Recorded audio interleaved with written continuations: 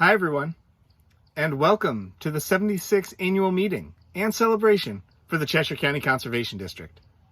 I'm Andy Pressman, a county supervisor for the Cheshire County Conservation District, and on behalf of the staff and Board of Supervisors, we're so glad to see you joining us for this event. This has been an impactful year for CCCD.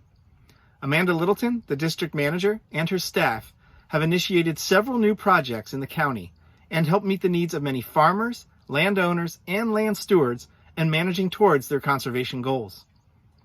This includes expanding the farm equipment rental program, championing a community solar project for farmers, offering educational support for business development and land succession planning, and working to increase healthy food access to our community members in need. Tonight, you're going to meet a few of the partners who have worked with the Conservation District in helping meet the local needs of county residents when it comes to natural resources and farms and forests. This includes the USDA Natural Resources Conservation Service and the Cooperator and Educator of the Year, all of whom are truly dedicated to the conservation efforts and to the mission of the Cheshire County Conservation District. In addition to the many projects that the Conservation District managed and supported in other ways, which totaled close to $250,000 in annual project and education funding, Amanda and her staff continue to offer their assistance in times of need.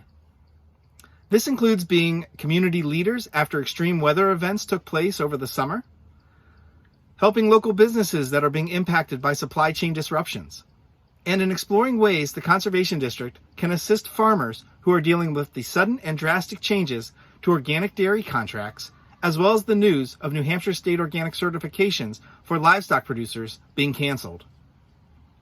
For these reasons, I am grateful for all of the work and commitment of the staff of the Conservation District.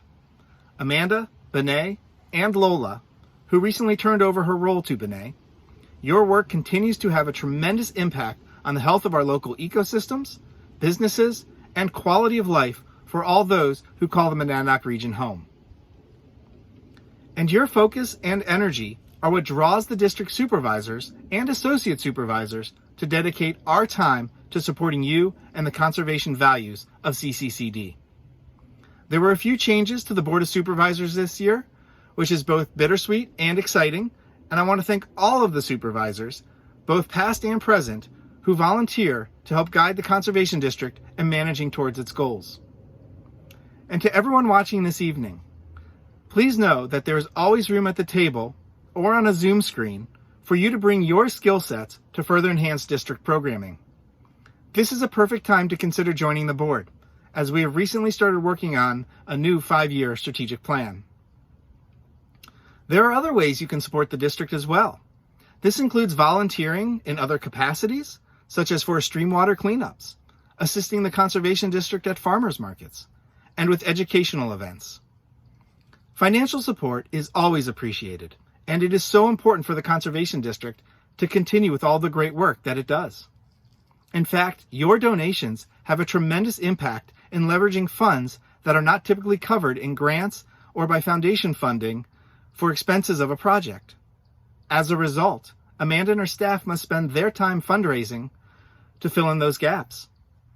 When you donate to the Cheshire County Conservation District, you are allowing Amanda and the team to focus more on the groundwork and project implementation rather than the need to have them spend time looking for those necessary project funds. This importance and need for the groundwork is going to be echoed by our keynote speaker this evening, Dr. David Hollinger, who is the director of the USDA Northeast Climate Hub. If you have any questions regarding how you can support the Cheshire County Conservation District, please don't hesitate to reach out to district staff or any of the supervisors. On that note, I would like to welcome you to the Cheshire County Conservation District's annual meeting for 2021. And now, I'd like to turn things over to Amanda Littleton, who is going to be sharing some of CCCD's highlights for the year. Thank you so much. Thank you, Andy. And thank you all for joining us for our annual meeting. I'm Amanda Littleton, and I've had the good fortune of managing the Conservation District and working with our incredible community over the past 14 years. We have a lot to be grateful for living here in Cheshire County, a strong, caring, and resilient community, and a beautiful place to call home. Tonight, we're delighted to celebrate and honor Sun Moon Farm and Samuel Jaffe as our Cooperator and Educator of the Year, and the Monadnock Conservancy as the 75th Anniversary Legacy Awardee. Each awardee embodies the mission of the Conservation District, and we're thankful for their hard work and dedication to the land that help make our region such a beloved place.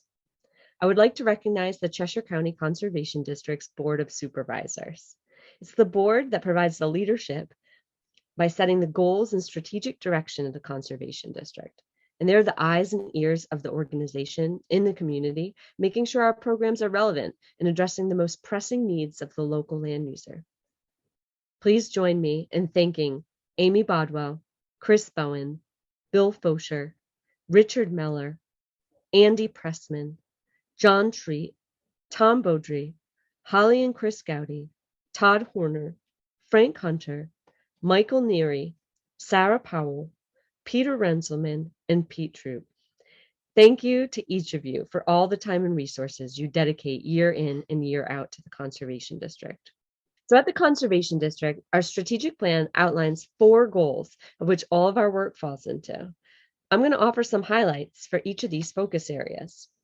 Now, each of the projects that I'm going to share about are all built on a foundation of strong partnerships with other organizations. These are businesses, nonprofits, and government organizations. I'll start with our work focused on improving soil health and reducing erosion. Most of this work is done with agricultural producers.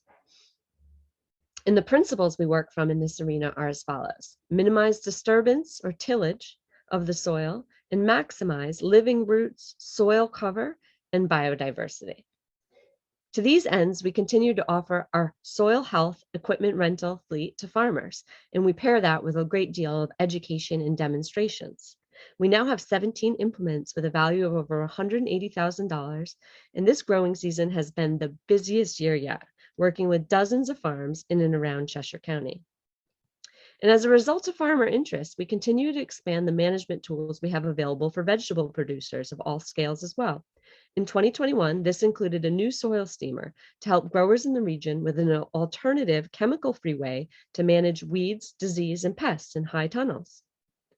Throughout the past year, we hosted on-farm demonstrations, workshops on high tunnel management, and the soil steamer is now available for farms to trial at no cost. This is a partnership with UNH Cooperative Extension, the National Center for Appropriate Technology, or NCAT, and Piccadilly Farm in Winchester, New Hampshire. We've gotten funding through the USDA SARE, or Sustainable Agriculture Research and Education Program. Next up, I'll share a couple programs we have been working on to improve water quality. Conservation districts statewide have been instrumental in an effort to protect water quality in partnership with dairy farmers who are choosing to invest in improvements to their equipment to transition to no-till. The districts are helping with cost share, covering 75% of the cost of corn planter retrofits. And we've provided over $60,000 to 20 farms in New Hampshire to date, and the program will continue into 2022. Now, this program goes hand in hand with increased focus on cover cropping, and together these efforts protect our surface waters. But shifting gears from the farm to the rivers, on September 24th through 26th, 65 volunteers pulled out over 1,600 pounds of trash from Beaver Brook in Keene and the Ashwaylet River in Keene, Swansea, and Winchester. This is a great team effort with lots of community organizations taking part. The stewardship for wildlife of the region is always something near and dear to my heart. Here are a few programs that have been underway in 2021. These 2 programs look to support native pollinators in the region and grew their impact in 2021. First, the Conservation Opportunity Grant Program for landowners in Cheshire County who are interested in improving their wildlife habitat. This is a program that provides grants for landowners of small tracts of land, and eligible activities include creating pollinator habitat, installing rain gardens, and creating and maintaining early successional habitat. In 2021, the Conservation District awarded $5,800 to 5 awardees. This is an annual opportunity to support the ecological integrity and stewardship of our region. and the next request for proposals will be announced in November of 2021. The second program comes at supporting native pollinators from a different angle. It's to work with fruit, berry, and vegetable producers to reduce pesticide use through integrated pest management. We are teaming up with other conservation districts to offer an innovative statewide cost share program for farms interested in IPM. For example, a berry producer being negatively impacted by spotted wing Drosophila could work with us to purchase netting at a fraction of the retail cost.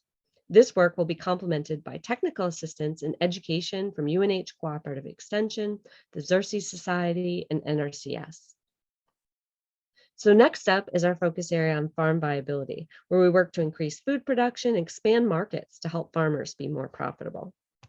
To kick off the conversation on farm viability, I'll share that the Monadnock Local Force, through the Jeffrey P. Smith Farm Scholarship Program, this year were able to send 44 children to a farm camp of their choice.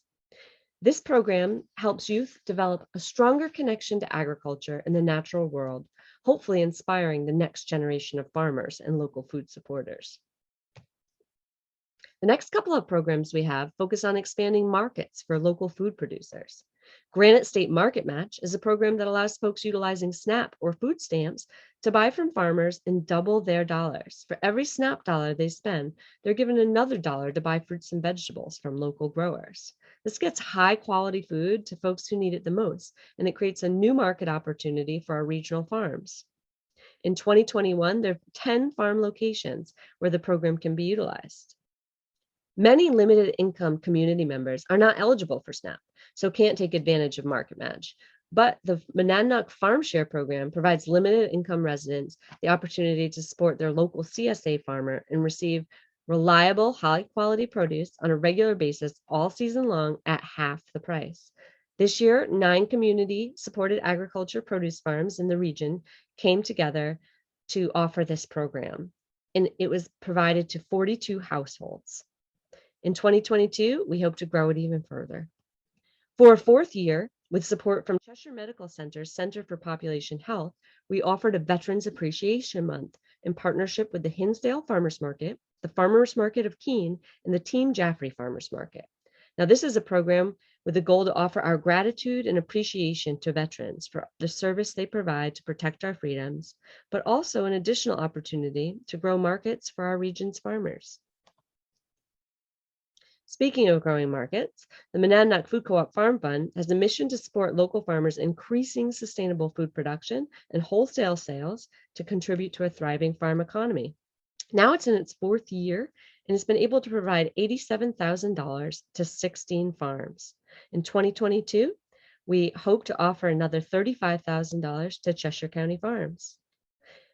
And this year, we're really excited to be kicking off a new program with NCAT in the Hannah Grimes Center to offer business planning courses for specialty crop growers. This is going to be providing each farm participant with $2,000 stipend to also invest in their business.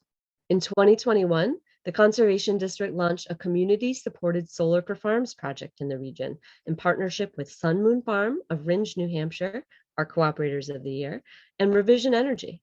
A 100 kilowatt solar array was constructed, and this is going to allow multiple farms to net meter and support solar while stabilizing their electricity prices for the next 25 years. We're currently seeking interested farms to participate, and the project would not have been possible without the support of the New Hampshire Charitable Foundation and the Thomas W. Haas Fund. The final program that I'm going to mention today is the New Hampshire Farm Future Fund. We launched this program in 2020 in partnership with our state association and Land for Good and the New Hampshire Community Loan Fund. Now we're in our 2nd grant round, and it's got a great mission to provide funding for farm viability planning in concert with the conservation of important ag soils. So it leverages the singular opportunity of putting a conservation easement on farmland to also invest in the future viability of that farm business. The goal of the fund, we want to make sure farmland is conserved, productive, and available for future generations. Over the past 2 years, we've been able to provide $190,000 to 10 different farms and land trusts. I hope this gave you a taste of the kind of work we are doing to continue the strong stewardship of natural resources and improve the viability of agricultural businesses of the region.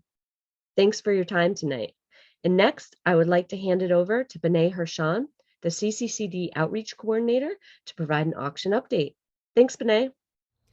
Thanks so much, Amanda, for that great update on CCCD's programs this year. My name's Benet Hershon, and I'm CCCD's Outreach Coordinator. We're excited to announce that our virtual auction is live. All proceeds go directly to our conservation programs. You can visit our virtual auction by going to the event page on our website, CheshireConservation.org, or by going directly to our virtual auction page at charityauction.bid/CCCD76. You'll see the link below in the Zoom chat. We'd like to thank our incredible auction donors who have generously donated a great variety of locally produced items this year. Thank you to Amy Bodwell, Brookfield Farm, Cheshire Garden, the Inn at East Hill Farm, Phoenix Farm, and Sue and John Powell. Make sure to place your bid by October 31st at 8 p.m. Thank you so much for helping make this a fun and exciting event to further benefit the conservation efforts in Cheshire County. I'd like to pass it on to Wendy Ward for an NRCS update. Hello, this is Wendy Ward, the District Conservationist with the Walpole Field Office for NRCS. And this is the annual report for Cheshire County fiscal year 2021. We saw a lot of changes in 2021 with the COVID-19 still with us. We had to curtail workshops and outreach events. And our longtime NRCS employee, Mary Ellen Cannon, left to take an area soil scientist position with NRCS in Colorado.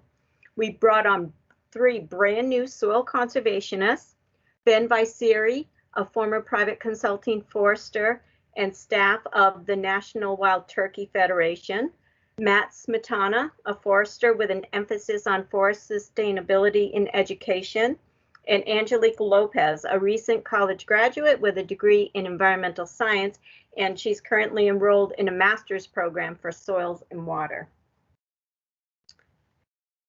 With our Farm Bill funding, Walpole obligated over 30 new contracts covering over 3,000 acres in Cheshire County in 2021 for over $700,000. We also implemented over 130 conservation practices on 1,900 plus acres, totaling over $600,000 in Cheshire County in 2021. And I have some slides. We can recap a couple of these conservation practices. Cover crop and crop rotation continues to be a practice that we do on the most acres here in Cheshire County. We implemented over 800 acres of cover crop and crop rotation. And cover crop is an annual crop that helps to reduce erosion. It can also help to improve overall soil health, such as reducing compaction, increasing microbial diversity. It can help with drought resiliency, and in some cases, it's also providing some pollinator or other beneficial insect habitat. Stream habitat improvement is a practice that we're starting to do more of in Cheshire County. We installed over 1,400 linear feet of bioengineered root wads and log cribs on the Cold River. This helps to reduce stream velocities along the bank, while the riparian buffers, planting of trees and shrubs on the top of the bank, take hold to restore stream ecology. It helps to shade the water and provide some natural stream bank stabilization. Nutrient management was applied on over 500 acres in Cheshire County. This manages the amount, source placement, and form and timing of application of manure, nutrients, and soil amendments. And this has both economic and water quality benefits. Grazing, fence, pasture, and hayland seeding. We had over 200 acres of pasture and hayland seeding and planting. We had over 56 acres of rotational grazing, and this allows for rest periods for regrowth of the pastures. And we also had over 4,000 feet of fencing to help subdivide these paddocks for rotational grazing, and also in some instances it can help fence livestock out of wetland and water systems.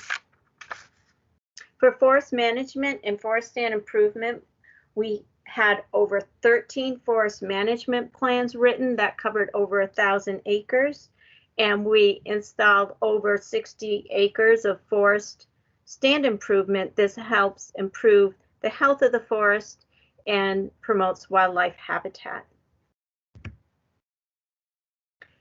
Irrigation, water management, and high tunnel systems continue to be popular practices on cropland. Irrigation water management, we installed 3 systems. These use soil moisture meters and record keeping to increase the water use efficiency on cropland. And high tunnels, we had 3 installed in Cheshire County, and these are unheated seasonal large hoop houses with Gothic roofs to help shed snow.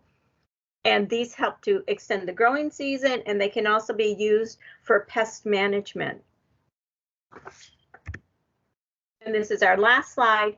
These are practices that we've done with the Conservation Stewardship Program in forest land. And the first one, snag, den trees, and coarse woody material for wildlife habitat. We had over 600 acres applied in Cheshire County.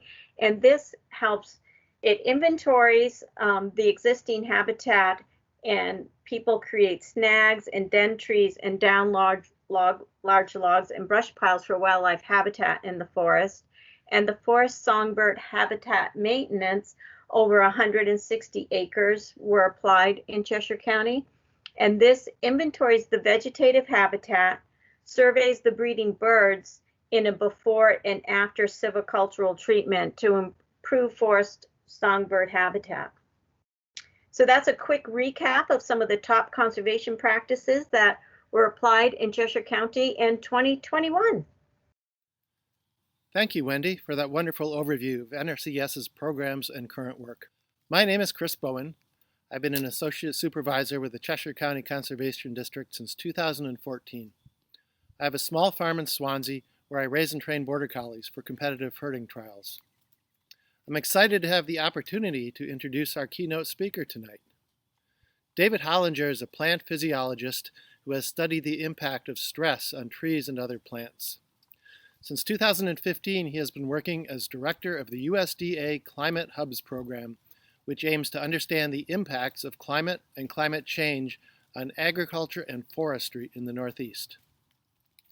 The goal of the program is to help producers increase their resilience to climate stress and take advantage of new opportunities that might arise. He is a supervisory plant physiologist for the USDA Forest Service and team leader within the Climate, Fire, and Carbon Cycle Sciences group of the Northern Research Station. His recent research interests include cost-effective and practical responses to changing climate conditions in forests and on farms across the northeastern United States. He has led long-term research on the impacts of climate on forest growth and water use at the Howland Forest in Maine, and helped found the Ameriflux network of research sites. He received a BA in biology from Dartmouth College in 1977 and a PhD in ecophysiology from Stanford University in 1984. We are grateful and excited to have him with us here tonight. Welcome, Dr. David Hollinger. Hi, I'm Dave Hollinger, and I'm pleased to be your speaker tonight. And I invite you to sort of, sit back and enjoy this presentation called Weathering the Change, helping farmers help the land through climate smart farming. So as I said, I'm Dave Hollinger. I'm with the USDA Forest Service, and I'm director of the Northeast Climate Hub. The Climate Hubs are a cross USDA organization with the goal of helping farmers and other landowners really increase their resiliency to climate change, to some of the problems that have been showing up as the climate changes. I also want to acknowledge Elizabeth Marks. Elizabeth is a biologist from the Natural Resources Conservation Service in New York State, and she was a liaison to the Northeast Climate Hub last year. And she helped prepare some of the material that I'm using today for NRCS staff trainings, and she did a fantastic job. So I wish she was here with me. And then before I jump in too much further, I want to just talk about weather versus climate for a minute. So the weather is really just defined as the meteorological conditions that are happening at a certain place and a certain time. Climate, on the other hand, is the average weather for a specific time and place. So we talk about the climate of New Hampshire or, West Virginia or any place else.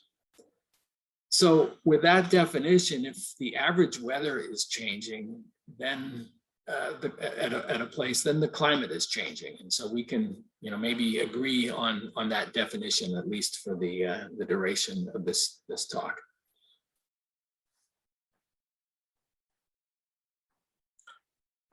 At this point, I usually like to ask folks what sort of changes in weather they may have noticed in their lifetime. And so I'll ask you that. What have you noticed? I don't know if you could use the chat to sort of put down some of these observations. It's a little bit of a problem being pre-recorded here. But when I ask this, I get a lot of answers. Some of them, go along like this. They talk about less snow in the wintertime or warmer conditions. Other people talk about maybe they've got a pasture or something that's got wet spots in it or in places that they never used to see that happen. Still others might mention some of the drought conditions that we've been seeing over the last few years. Other people like to point out some of the pests and things that we never used to see. I remember ticks were certainly a rarity when I was younger. And still others will mention the timing of sort of certain things, like for example, the spring peepers here, when they come out and when you sort of hear that wonderful sign of spring in New Hampshire.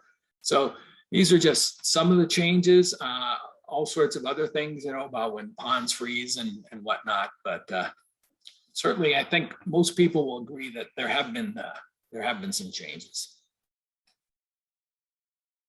And we'll talk about that. Today's presentation, basically, I'm going to talk about some of these climate trends over the last 30 years and longer. Then we'll kind of go into why these changes are occurring. There's a lot of gloom and doom, and rightfully so, about some of the changes that are going on. And I'm going to maybe offer some hope instead of the gloom and doom here. Maybe we can talk about that in the questions if necessary. I'll also briefly touch on some climate smart farming practices, the whole idea of climate smart farming. This is the direction that the USDA is going into big time now. And I'll also mention some specific NRCS programs, resource concerns, practices, all of which address climate change. Okay, so first of all, changes at the state level. But before I get to that, I'll just add that the information here is come from a couple of sources. The prime source is probably the 4th National Climate Assessment. These national climate assessments are reports that are mandated by Congress every few years, and they're carried out by all of the major agencies of the government.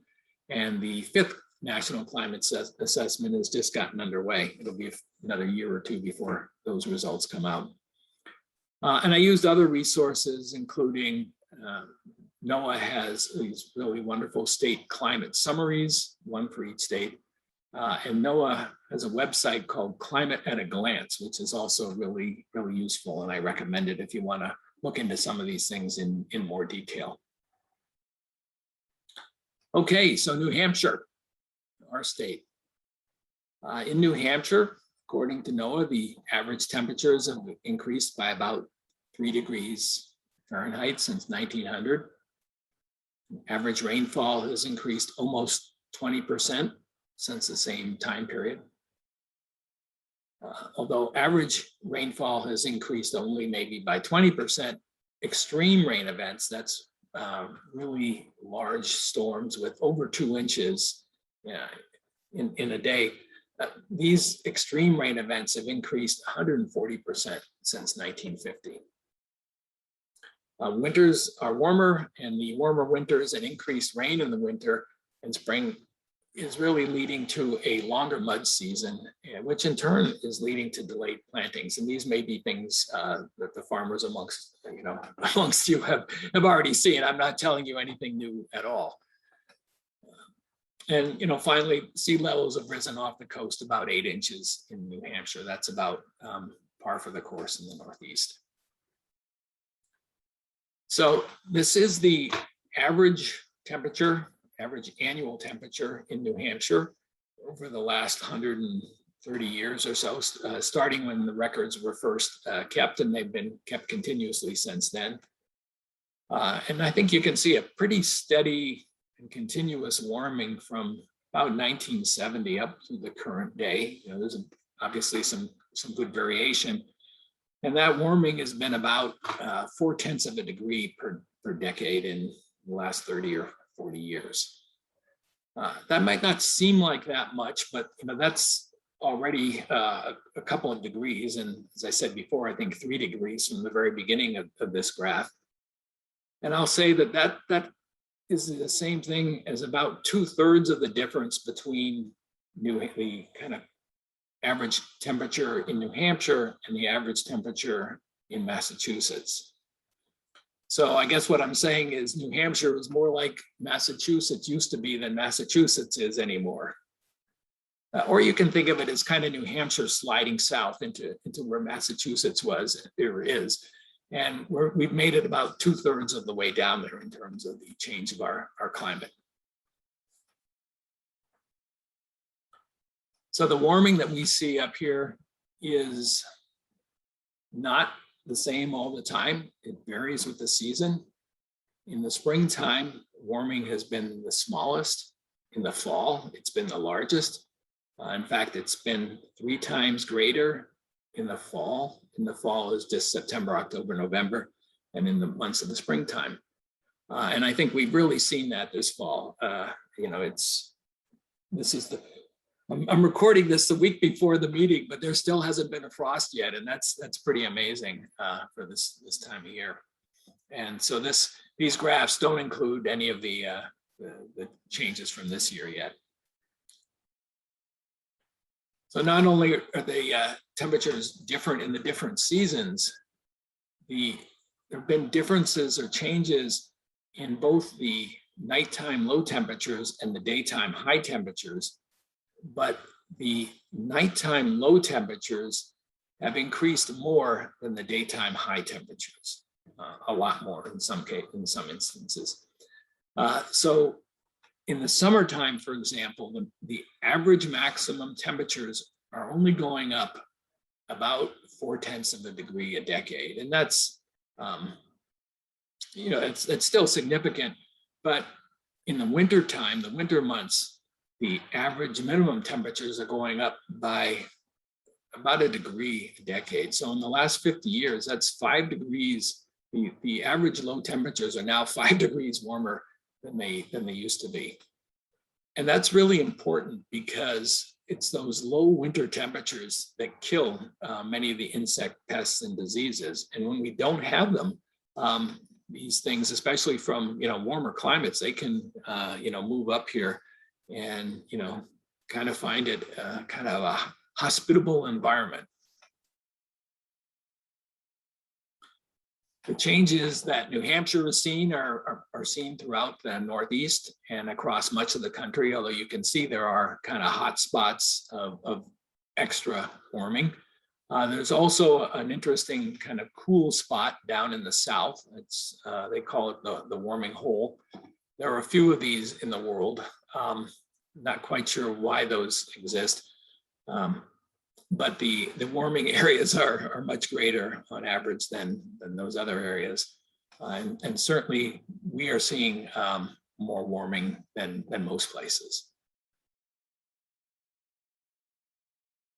So the warming that's been seen around the country and in the Northeast has led to an increase in the growing season. That's just the number of days between the last killing frost of winter and the first killing frost of the fall. And certainly when we have an October like this, it's the growing season is getting pretty long, even if there's nothing growing. And that growing season is increased by about 20 days since the records have been kept, which is getting close to the extremes that are being seen down in California and Arizona of 30 or even more days. Precipitation, rain and snowfall in New Hampshire is also increasing. Maybe it doesn't look as dramatic as the temperature increase, but still over the last 30 or so years, it's about 4 more inches of rain sort of being received than there used to be. And that's about a 10% increase just over the last 30 years. Just looking at the precipitation records, at the national level, all the green areas, the rainfall map is on the left, sort of a drought change map is on the right. And all of the areas in green are getting more rain than they used to get, whereas the areas in brown in the Southwest, Arizona, California here are seeing less rainfall. And these changes in rainfall, plus the changes in temperature, because as we all know, with warmer conditions, water evaporates more. So it's a combination of rainfall and temperature, but the blue areas, because of the extra rainfall, are seeing less drought than they used to, whereas the brown areas in the west are seeing more drought than they used to. And you can see Florida, even though the tip there is getting more rain, the warmer temperatures are kind of, driving that still to be more droughty than it used to be. I mentioned before about the 140% increase in these very high rainfall storms. That's seen throughout the Northeast, maybe not quite so much, where the percentage increase is about over 70%. And we also see increases in the Midwest and Southeast and less of a change out west. These changes in sort of temperature and rainfall and growing season length have also led to a longer mosquito sort of activity season. There aren't any cities here from New Hampshire. I guess we just didn't make the grade, but certainly the climate in New Hampshire between, say, Portland, Maine at number 6 and Worcester, Mass at number 30, we must be pretty similar to that. Here's Hartford, Connecticut at 28. So I would say that you can be pretty sure that the mosquito season in New Hampshire is probably 3 or 4 weeks longer than it used to be back in 1980. So why are all these changes happening? I think we know. Yes, it's the greenhouse effect. It's basically sunshine hits the earth. Some of it's reflected, but what's not reflected is sort of captured and warms things up. Carbon dioxide and other gases that are in the atmosphere, they kind of trap that heat and they prevent it from escaping at night. So because of that, the nights don't cool down as much as they used to. That heat is being held in instead of escaping off into space. This works actually better for me. You can also think of it as the pickup truck effect. The shortwave energy from the sun comes in. When your windows are rolled up, it gets kind of changed into kind of long wave heat energy, and with the glass there, that can't escape back through the glass, whereas that shortwave energy gets in, but the long wave can't get out. So your puck heats up. So what are the greenhouse gases? Where are they coming from? So water vapor is, naturally there. It is an important greenhouse gas. These next 3, carbon dioxide, methane, and nitrous oxide are the ones that we really worry about. Whereas the increase in all of these is mostly due to the activities of people. Unintentional, of course, nobody really meant to sort of cause a greenhouse effect or anything like that. And about 80% of these gases that are causing these problems, or 80% of the problem, maybe you could say, is from carbon dioxide, about 10% from methane, and maybe 7% from nitrous oxide. Agriculture as a sort of, an area, if you will, is responsible for about 9% of all of these gases, or the total sort of impact of the gases, but they're not evenly distributed amongst these different areas. Agriculture is responsible for more than probably about 80% of the nitrous oxide emissions, and it's primarily because of excess fertilizer use. The excess nitrogen in soils will be converted to nitrous oxide. Methane is another important agricultural gas. Ruminants produce it as part of their digestion, and manure, when it's anaerobic, also produces methane. And so agriculture is maybe responsible for 40% of the methane production in this country. So those are two gases where agriculture has a big role. In carbon dioxide, a lot of agricultural activities can actually store more carbon in the soil, and they can actually have a beneficial effect in terms of that, and remove carbon dioxide from the atmosphere. So I guess an important fact about these gases, and I'm not going to show you graphs for all of them, but just for CO2, is that for a long time, the concentrations of these things fluctuated around a certain level. But in the last 100 years, 50 years, even 40 years, levels have really started to skyrocket. And in fact, for carbon dioxide, half of the human-related CO2 emissions have occurred in the last 40 years. So it's more than half in my lifetime, which is pretty amazing. If you want to do something that can be kind of, an interesting wake-up call, is you can just go to Google or something and look up the CO2 concentration in the year that you were born. So in the 1950, concentrations were just over 300 parts per million. And today they're over 415. I might even have to update that. This slide's maybe a year old, so this could be 417 or 418 now. It's going up that fast.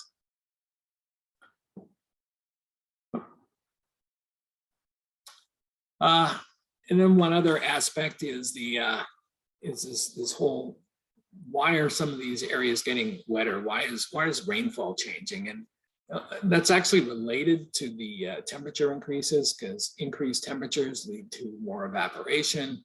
Warmer air can hold more water, and then more moisture in the atmosphere can then trap more heat. So you almost get this positive feedback, or this vicious cycle effect with moisture. Okay, but for all of that, I mentioned before, there are actually lots of reasons for hope. We're not doomed yet, although it may be a close thing. First of all, within the US, greenhouse gases hit a peak, a number of years ago, and was coincided with the switch from coal to natural gas, because natural gas as a fuel produces far less CO2 than coal does. So things started going down, and they've accelerated with the switch to renewable energy, solar panels and wind energy, and have continued to go down. And what's happened in the US has happened in most of the rest of the world. Another, I think, I guess, important reason to be hopeful is that the world, most of the world, including the US, has signed on to these Paris Accords, where the countries have agreed to limit their greenhouse gas emissions. you know, and they're pretty stringent limitations. And if they actually hit those targets, we should make it okay. And you're hearing nowadays the amount of news about electric cars and renewable, you know, infrastructure, things like that. It's just, you hear this all the time now. And that's because these countries and economies and private companies are making decisions now about how they're going to sort of do their part to meet these targets. So overall, I'm really quite encouraged, and I think it's been quite a change over the last few years too. Another reason to be encouraged is, of course, here's the commercial part of the talk, that USDA has a number of resources that can help you know, farmers and foresters become more resilient to climate change. There's all sorts of conservation funding, which I'm sure many of you know about. The EQIP, the SIG, the Conservation Stewardship Program within NRCS, and also the CRP program within FSA. There's the Farm Service Agency Disaster Assistance. There's a Risk Management Agency insurance. And actually, if you are a farmer, I know in the Northeast, insurance is not used very commonly compared to out west, where, say, in the Midwest, probably 80 or 90% of farmers use some sort of farm insurance. But this whole farm revenue insurance is a policy a design of policy that's really set up for the kind of diversified farmers that we have in the Northeast. So might look into that. There's also an interesting workbook. It's available online if you just Google Climate Adaptation Workbook. That can help you sort of go through your own operation and look at your own, you know, resource concerns, and it just offers some different suggestions that you can, you know, use to make your own decisions. The USDA is also really big on the fact that different farming practices can help you be resilient to the weather volatility. This is the climate smart farming, it's called now, although other people talk about it as regenerative agriculture. I mean, there are all sorts of different terms, but it's pretty much the same thing. And here are, you know, some of the effective, you know, some of the actions that you can take, looking at, look basically where your landscape might be vulnerable, looking to improve your natural resources. And then you may also want to invest in infrastructure such as high tunnels, irrigation systems, drainage. They're all very good solutions. These infrastructure can be expensive. What I'm going to mostly talk about today is sort of soil health. That's probably, well, that is the number one kind of recommendation for really increasing your resiliency. So yes, number one, improve your soil health. I mean, the USDA and NRCS has been talking about soil health for years. It's really great news that, you know, sort of healthy soils, which you know, help your production, everything else, are also probably the single best solution for improving your resilience to various, you know, climate problems or climate issues. Healthy soils improve infiltration so that water runs in. They can store more water, you know, improving your ability to weather drought or farmers' ability to, all sorts of great effects from improving your soil health. They're sort of, these are some four of the keys to improving soil health. I'll let you read those yourself. So it's, and then maybe just talk about them in a little bit more detail. Sort of, you certainly keep your soil covered with mulch or other plants. Here's a farm with a lot of straw mulch on there. I guess that's the 11 Mama farm. All right. Another solution to increase the organic matter is to basically, we mentioned the mulch, and that's leave crop residue, and you can do that with this sort of no-till, which has become, at least across the Midwest and much of the country, the dominant form of agriculture, or sort of tillage now is no-till or some sort of conservation tillage. I know that's in many places it's because, you know, of course you save money by, farmers save money by driving their tractors less, but it's certainly good for the soil. And of course, cover crops. I'm sure you've heard this from NRCS many times. This is a farm in Massachusetts where, you know, you keep it covered. That cover crop keeps taking in sunlight, converting it to carbon and organic matter, and shoving it into the soil. And if that space between the rows there was bare, you'd have nothing happening. But with that ryegrass or whatever that is there, you're continuing to take in that sunlight and store organic matter in the ground. So those, again, I think everybody or most of you are already familiar with all of these things, but we're keeping the message. These are still the way to go. Having said that, some practices that you still see out there are probably going to become increasing problems for farmers. For example, leaving the soil bare when we have these really heavy, intense rainfalls. That's where you can get tremendous loss of soil through erosion just in a single storm. Having the ground covered with residue or a cover crop absorbs the energy of those raindrops, and so you see a tremendous reduction of erosion. Fall tilling, certain kinds of plowing or tilling, all of these things are not so good for soil health and probably going to become more and more of a problem as the climate continues to change. Within NRCS, they have a number of conservation practices that are now considered climate smart practices. I've just listed a whole bit, or actually Elizabeth Marks from the NRCS listed these for me.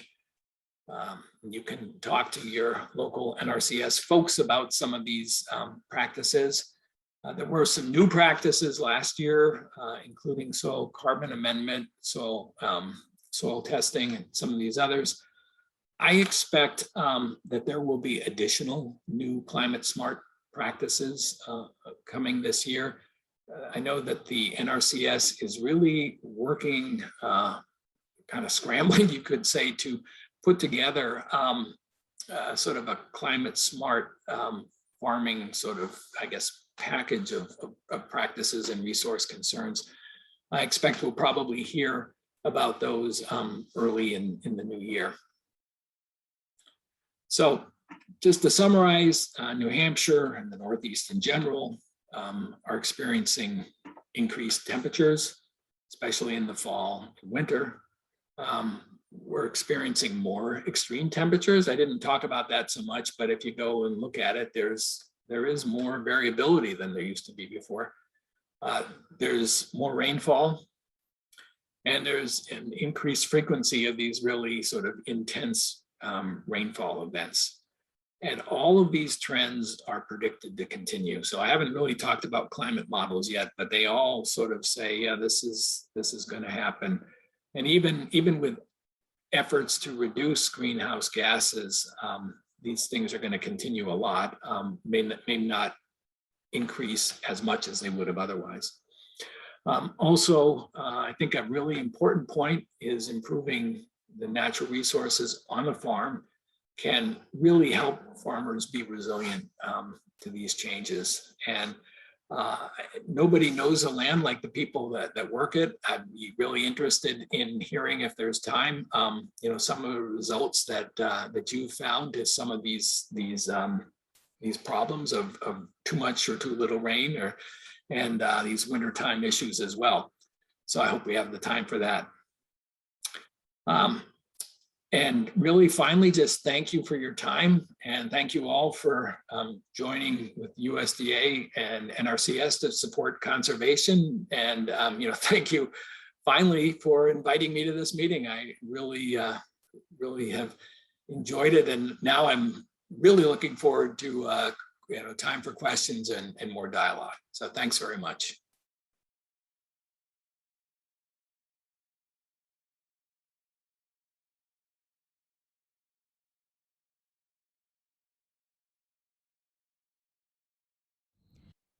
So thank you all so much for joining us this evening. It's great to see some familiar faces and some new ones.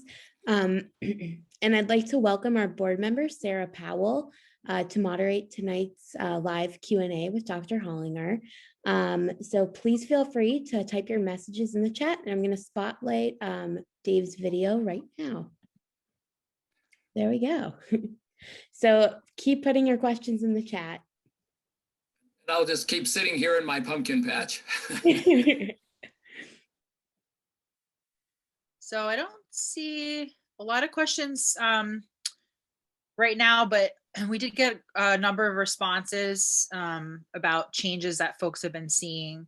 And, you know, shorter winters, more frequent thaws, long thaws, again, more extreme weather. That was me. I wrote that down. Increase in ticks, changes in plant phenology, northern expansion of birds, and abnormal vernal pool seasons leading to effects on amphibians and aquatic insects. So late first frost event. So those are some of the things that folks had put in there, which I think is probably a lot of things that we've all been noticing. So if anybody has any questions, feel free to type them in the chat, and I will make sure that they get relayed to our keynote. Great. So here's one that came through. Dave, can you please expand on the importance of reducing tilling using no seed drills and the effects on soil health, as well as soil fauna and fungus as it relates to carbon storage?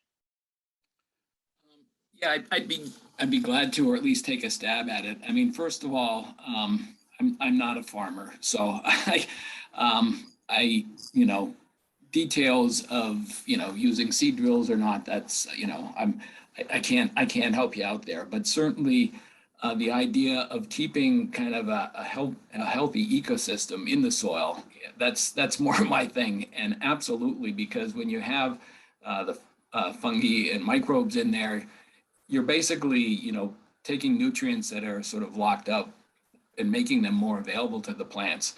You know, you're producing that, you know, that glutinous stuff that helps bind the soils together with, you know, for healthy soils. It's just all sorts of, you know, great things for that. So really the message that folks have been hearing about healthy soils, you know, for ages now, really it's absolutely the best thing in terms of, you know, I think I mentioned both making the soils more permeable for these heavy rains, and also for, you know, storing water. Another a good thing about a healthy soil is, you know, with more air in it, you know, the heat doesn't propagate as much into the soil as well. Although that again is another advantage of mulch, or leaving residue on there, because that will keep the soils a little bit cooler and also reduce evaporation from there. So is that kind of enough for that one? I would say. Let's see if there's any other questions. Any other questions from folks that are listening in? Oh yeah, here we go. People think a longer growing season is a benefit, but the length of sunlight in fall is less and the moisture is increased. How much benefit is there to later frosts? You know, I see that's from Wendy. Yeah, that's a really good point. And I think some of what's going on here is you know, the Northeast, we're so close to you know, the oceans here, and they've seen that the New England coast is warming up faster than almost any kind of, you know, body of water around. And I think it's that extra warm ocean, you know, in the fall that's really kind of causing the greater warming that we're seeing. And you're right. I mean, this time of year without the sunlight, everything's really put to bed. So we're not necessarily seeing, you know, the kind of advantage that we might expect if the warmth was coming earlier in the year. Yeah, it's maybe some of you can think of some, you know, better. I guess it's, you know, typically you can at least get out to the fields before it gets too cold. I don't know. Yeah, it's very interesting to think about. Looks like Amanda, is the USDA looking at developing any new incentives for farms to adopt these practices in the Northeast, carbon markets to benefit farms? You know, I don't speak about policy, okay, because I don't represent that part of the agency. But I can tell you what I see going on. And I see a tremendous amount of discussion amongst those that do set policy. And so what I suspect is going to happen is that a number of practices, and probably through NRCS, but maybe some through FSA, are going to be probably, you know, considered useful for storing carbon in the soils, and that would be cover crops especially. I wouldn't be surprised if, you know, within a year or so that there are programs that will, you know, pay for this. I think some of the discussion now centers on whether you should pay for practice or pay for performance. So basically, if you do it, you know, there's funding available rather than performance. It would be, you know, measuring the amount of carbon that might be stored in the soil. I think that's probably going to end up too complicated. I wouldn't be surprised also if there are programs that come through USDA to assist farmers to reduce some of these other greenhouse gases. I think in terms of livestock, I think maybe they'll attack, if you will, manure first, and maybe provide funds to cover, you know, manure pits and whatnot, and possibly even, you know, to burn it off. Because if you do that, you convert it into, you burn it right away, you kind of reduce the problem kind of 25-fold. And I know already for larger dairies, they're pushing sort of, you know, biogas, you know, energy plants and whatnot. But that's so we'll just have to wait and see. But there's a tremendous amount of conversation going on within USDA about those things. Thank you. Next question I see is if you could talk a little bit about changes in sap flow in the maple industry. I know that's definitely a big concern in the region. Yeah, that's certainly moved earlier, hasn't it? You know, and you know, it turns out winters are more variable in terms of the range of temperatures than any other time of year, and it. You know, it has gotten earlier. I guess I'm not telling anybody this that, you know, that does this and more variable. I think also I will say, you know, the maple syrup industry is one that's probably already, you could call it a victim of climate change. You know, 50 years ago or more, it was much more in New England, and of course it's really sort of moved into Canada as it's gotten too warm down here, or as things have warmed up in the Northeast. I think kind of the trends that we've seen are going to continue. That seems to be the safest bet. And if I was making an investment myself, I would kind of make it based on the idea that the trends we've seen are just going to continue. Thank you. Any other questions from the audience? See if I missed anything. I think I got them all.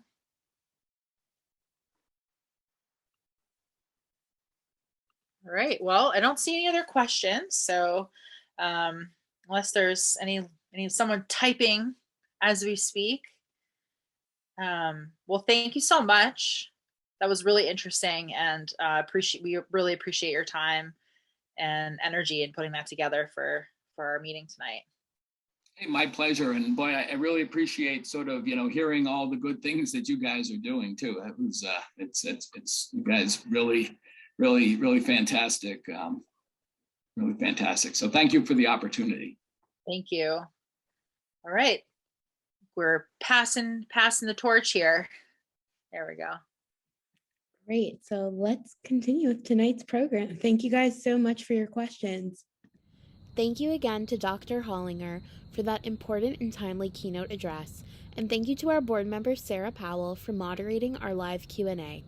I'd like to hand it over to Amanda to present this year's awards. Each year, the Cheshire County Conservation District honors an individual, business, or organization with the Cooperator of the Year award. This is done to celebrate the efforts the recipient has undertaken to steward the natural resources on their property in cooperation with the Conservation District and the USDA Natural Resources Conservation Service. This year, we are happy to announce that Sun Moon Farm of Rindge, New Hampshire is the 2021 Cooperator of the Year.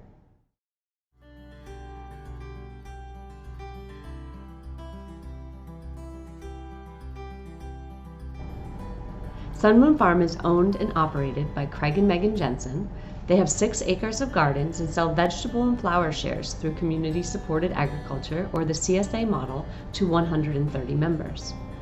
2021 is their 11th year offering a CSA in Rindge on land that has been continuously farmed since 1787. The Jensens have a strong love of this place. They met and were married on the land, where they now dedicate their days growing vegetables, heirloom dahlias, and a strong community. They see their real work as growing community, and the farm is an avenue to bring people together to cultivate strong relationships. One way they build community is through a positive volunteer culture. Each Friday, CSA members are welcome to the farm to offer their time as volunteers and connect with the land and other people. Another way is that they create a space for people to gather, whether it be through community meals, music events, or other celebrations.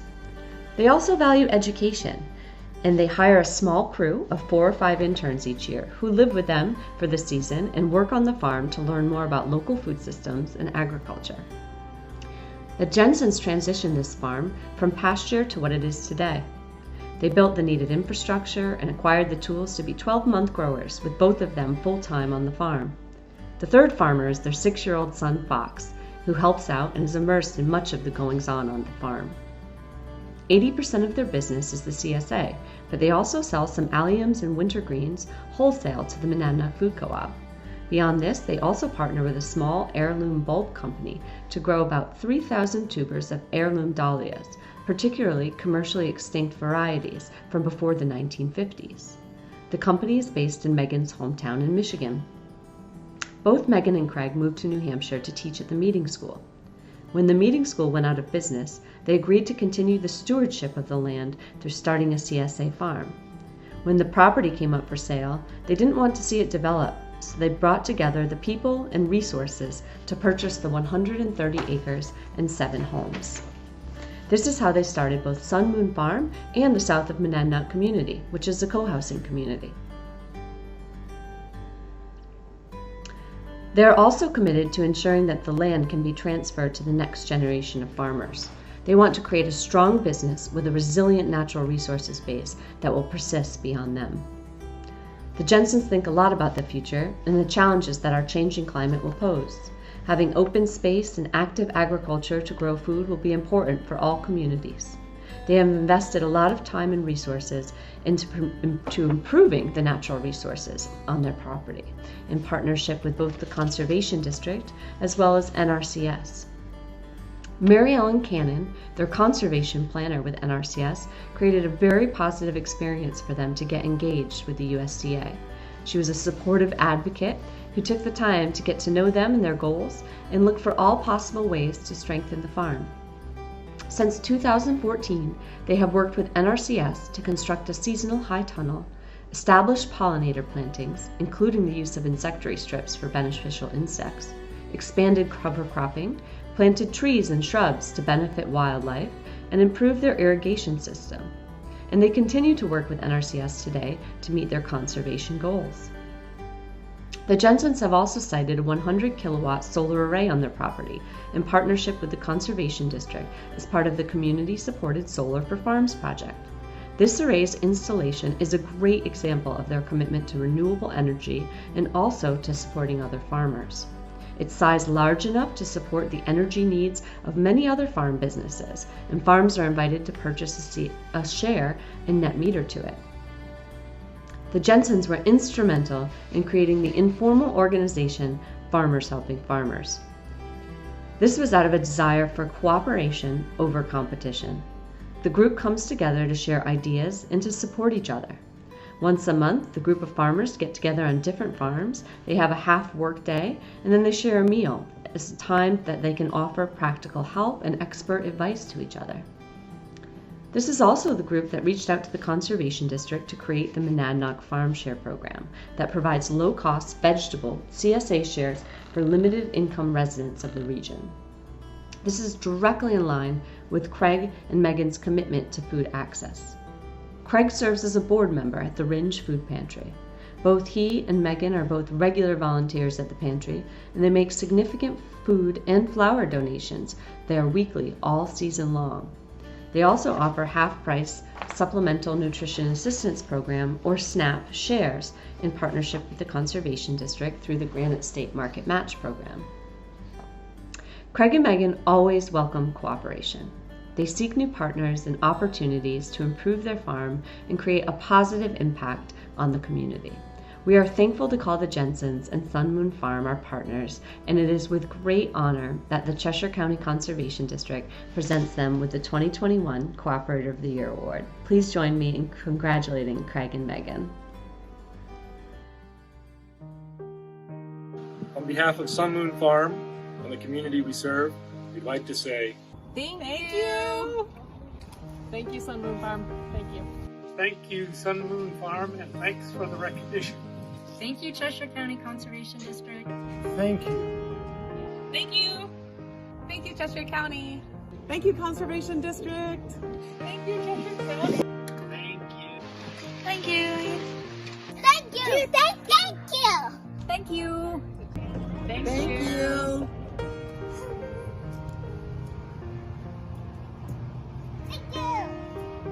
Thank you for a great co-op. thanks, Sun Moon. Thank you. Thank you.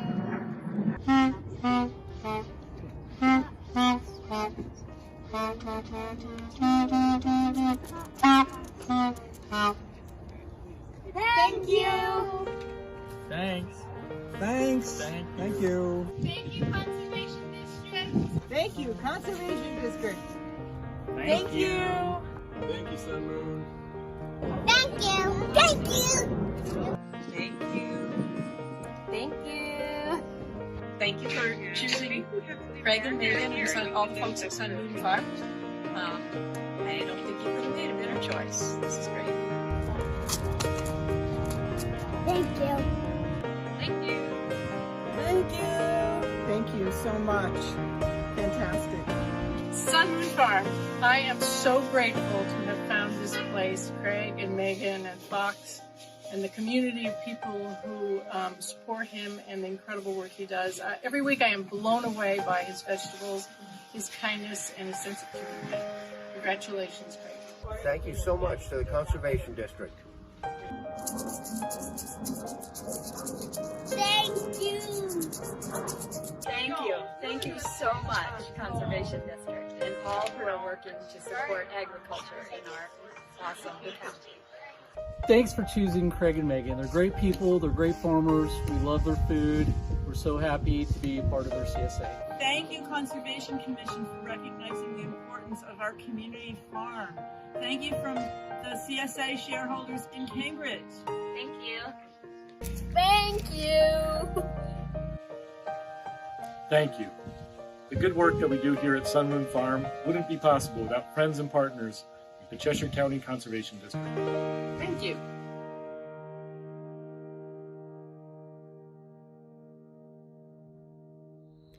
Each year, the Cheshire County Conservation District honors an individual or organization with the Educator of the Year award. This is done to celebrate the efforts the recipient has undertaken to steward a conservation ethic and awareness through their personal and professional work in any form of education that takes. This year, we are happy to announce the Caterpillar Lab's Samuel Jaffe as our 2021 Educator of the Year.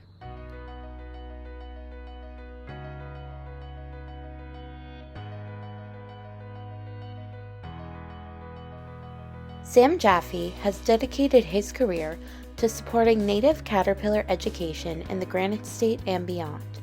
For the past 13 years, Sam has transformed his love of caterpillars from exhibits throughout New England to founding the Caterpillar Lab in 2013. At its core, Sam's work is focused on education and engaging the community while sharing his love of caterpillars. Sam grew up in Newton, Massachusetts. His immediate surroundings were his mother's garden and a local suburban park. It is there that his love of the natural world flourished. As a child, Sam's parents would find caterpillars crawling around the living room that he had brought in from outside. His parents encouraged his love of caterpillars. One evening, his mother brought in parsley from the garden and found a black swallowtail caterpillar on it. This would become Sam's first experience rearing caterpillars.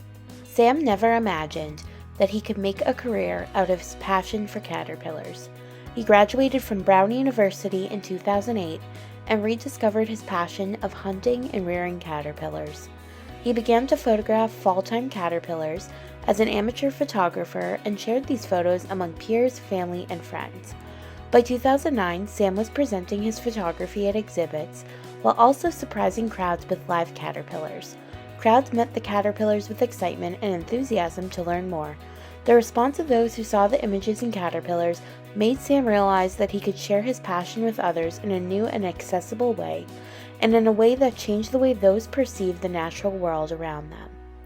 Sam continued presenting exhibits, and by 2011 was working with friends and peers to create interactive and educational experiences.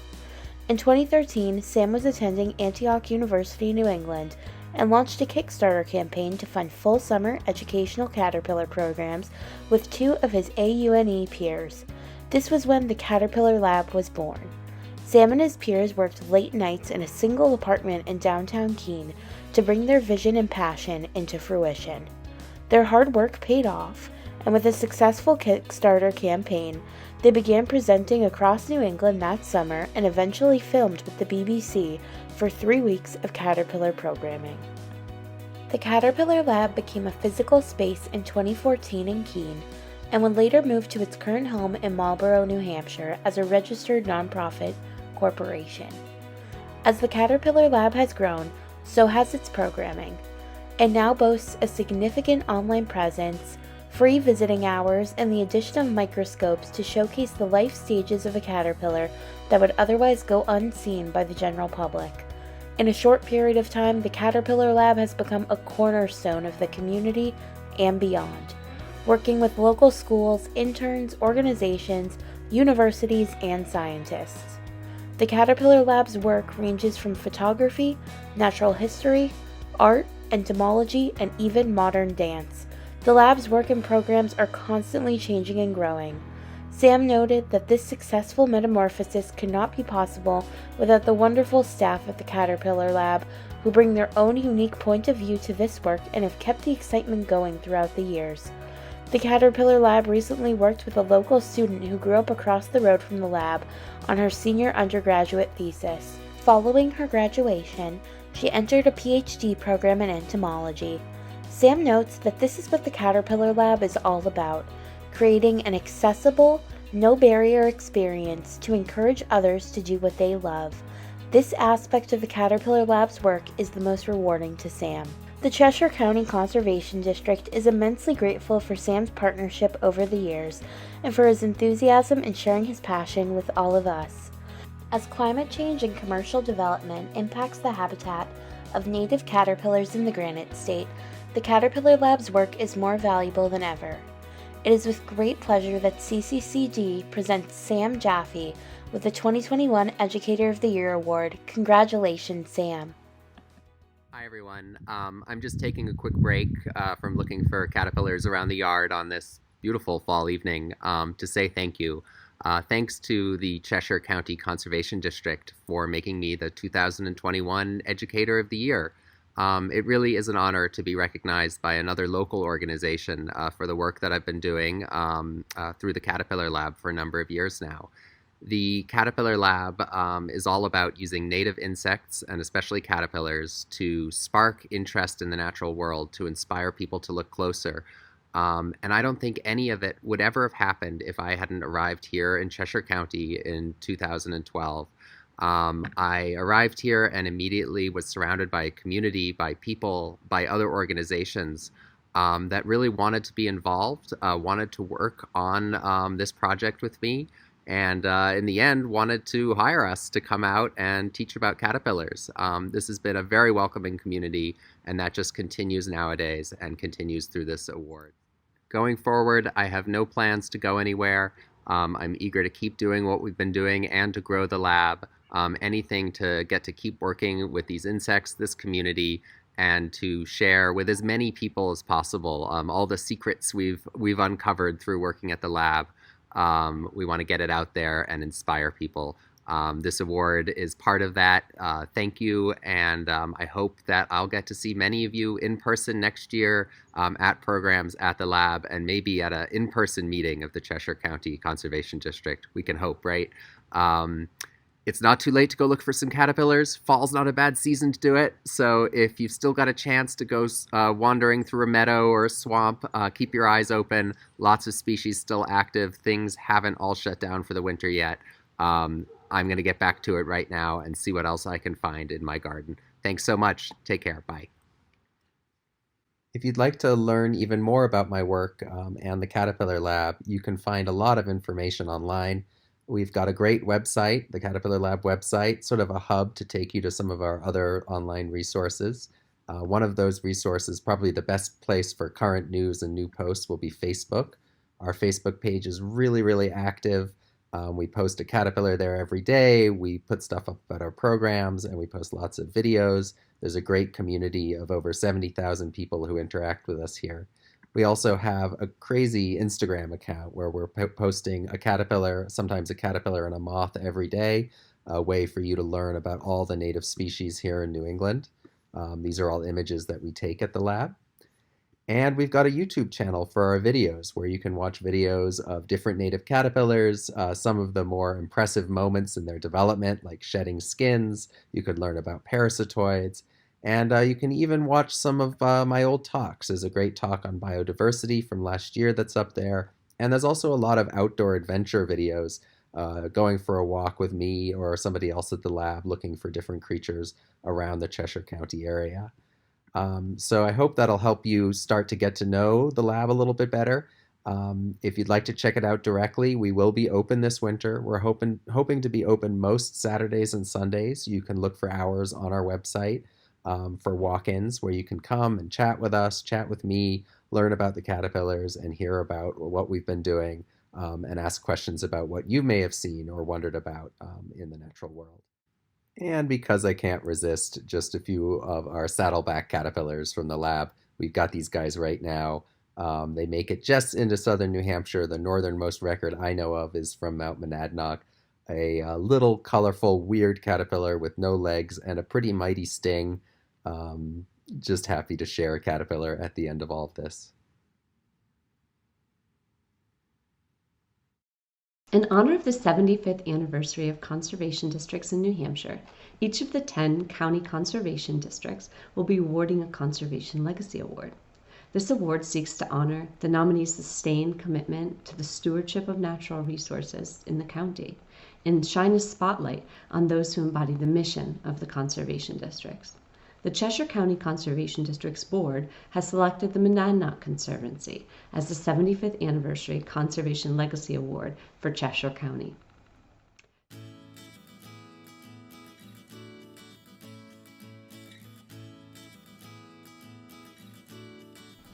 The Monadnock Conservancy is a nonprofit land trust based in Keene, New Hampshire that got started in 1989.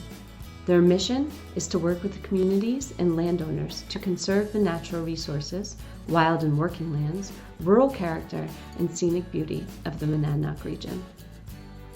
They serve 39 towns, including all of Cheshire County, western Hillsborough County, and southern Sullivan County. They have conserved 240 properties for a total of 21,500 acres in a little over 30 years. These achievements have been rooted in a locally driven process focused on being responsive to the community's needs. They create their conservation priorities based on what people value, love, and want to preserve in the Monadnock region. This award is as much for the Conservancy as it is for all the individuals and families who have partnered with them to forever protect the lands that they love. The land the Conservancy works to conserve will remain in an undeveloped state and serve our community's health and well-being. The working lands serve the region with enhanced food access and food security, as well as enable strong farm and forest economies. The wildlands serve the community with recreation opportunities, connection to nature, wildlife refuge, and the protection of our water quality. The 10-person staff of the Conservancy strives to strike a balance on their focus of both wild and working lands, as they know how important both elements are to the heritage of our region. Beyond the staff, their organization is supported by a strong board of trustees that is composed of passionate community volunteers from different walks of life to come together to support the Conservancy's mission. The volunteer body has guided the organization, taken risks, and set high standards of professionalism. As a result, in 2008, the Conservancy was the first land trust in New Hampshire to be accredited by the Nascent Land Trust Accreditation Commission. The strength and stability of their organization has built trust in the community and made way for the force of conservation that they have become today.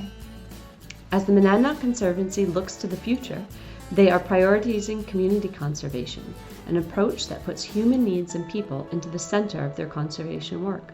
One prime example of this work is their partnership with the Winchester Learning Center, where they are creating a 3.5-acre park that will be a gateway for increasing youth access to the outdoors and connecting kids with nature, a foundation of healthy early childhood development.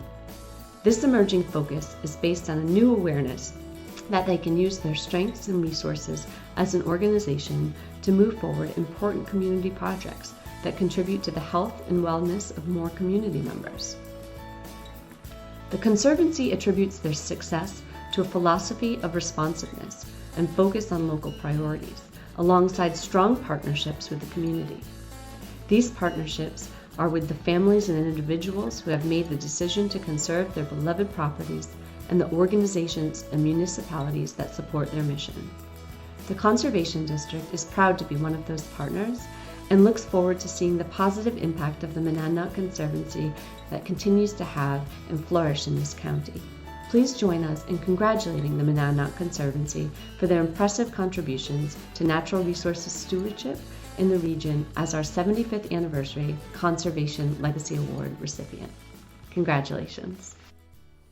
Hello everyone, my name is Ryan Owens and I'm the Executive Director of the Monadnock Conservancy. And it is my great honor to accept the Cheshire County Conservation District's Conservation Legacy Award on behalf of everyone at the Conservancy. This award is particularly gratifying because of how our mission and the district's mission complement one another. We conserve land for a variety of reasons, but among them is not to seal it up behind glass, to be seen and not touched.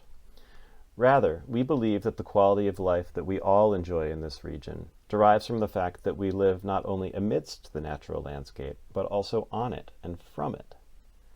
In most cases, we want the land to be used, and in fact we conserve land often so it can be used, certainly for recreation, but also to grow the food we eat and the wood that builds and heats our homes.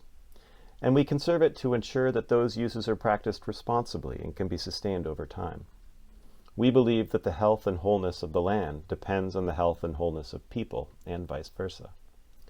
We also believe that land is not a farm without a farmer, that bolstering the local agricultural sector requires more than simply saying that land can't be developed. That is why we're increasingly using conservation transactions to help improve farm viability, whether by partnering to help producers buy land more affordably, or by helping them free up capital through the sale of conservation easements. We are also humbled by this honor because of all the admiration and respect we hold for the district. Honestly, it's probably no coincidence that the most successful collaborations we've been part of have always included the district. What Amanda and the staff and the entire board do is simply invaluable and so very effective. So in closing, thank you again, and we look forward to many more years of partnership with you. Hi, I'm Amy Bodwell. I'm the Vice Chair of the Conservation District, and I just want to thank you for attending our virtual 75th annual celebration. and meeting. We really were hoping we could meet in person this year, but maybe next year. I want to extend a very special thanks to David Hollinger for his excellent talk. It's a very timely subject and a dialogue that needs to be continued. Also, a big congratulations to our Cooperator of the Year, Sun Moon Farm, and our Educator of the Year, the Caterpillar Lab, Sam Jaffe, and the 75th Anniversary Legacy Award winner, the Monadnock Conservancy. Thank you all for everything you do. We could not do the work we do at the district without your participation. Thank you all for all you do. Please continue to visit our website and bid on auctions. There's lots of cool stuff, and we're continuing until October 31st. Every dime goes to support our conservation programs, and our website, www.cheshireconservation.org. Have a wonderful fall season. Be safe, be kind, and we'll see you next year in person. Good night.